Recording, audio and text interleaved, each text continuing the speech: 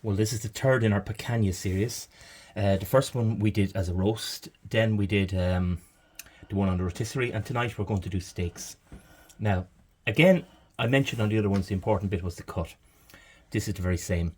This time I want to cut with the grain.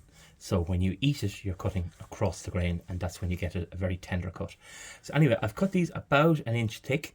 I don't want huge, big, thick steaks that I have to reverse sear or something. I want to be able to sear them on both sides and the fat cap as well, and get them to the temperature without having to do them slow. That's the plan. Here's going to be my attempt at a one-handed cooking video. As I said, plenty of heat in there. Cast iron grid in. So let's see if I can manage to get them on. And what I want to do is I want to sear, if I can, the fat side down first. So I'll put them on like that and get that fat rendered on in about 2 minutes. And I'm literally throwing up smoke signals at this stage. So I'm going to be very fast on this. Open slightly, perfect. It's going to flame, I know it's going to do that. So now what I want to do is just flip them over. Let's see if we can get anything close to them. Not really, but we'll have a look at them later. Okay, I'm going to give these a little flip over here. You've got plenty of flame, plenty of smoke while this is happening. So, pair of gloves is no harm. And I'm just going to check them for temperature. Ah yeah, we're done. So here we are with our Picanha steaks rested there. I give them about maybe, I suppose, a 10-minute rest or thereabouts. And I've knocked up some chimichurri there as well earlier on, and that's been just marinating in the fridge. I have a separate video on that if anyone wants to follow them. There's loads of different recipes for us out there, but it's really, really good with a steak. Anyway, let's take one of the smaller pieces here now and just see how we did.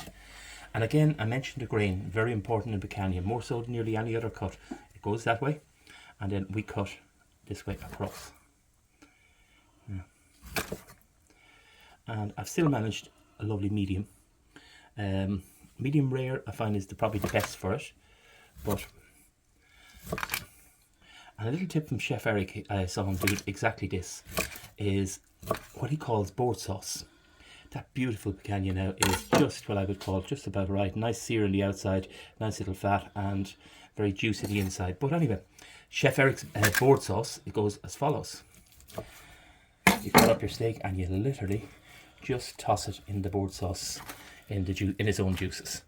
And I'll add a little bit, maybe a little bit of finishing salt. I've added a little bit of pepper during the rest, but not during the cook. And served it up with some beautiful chimichurri over the top of that. And that will be absolutely delicious. Of course, I have to have the little chef's taste. I'm entitled to one of them. That piece there looks asking for me.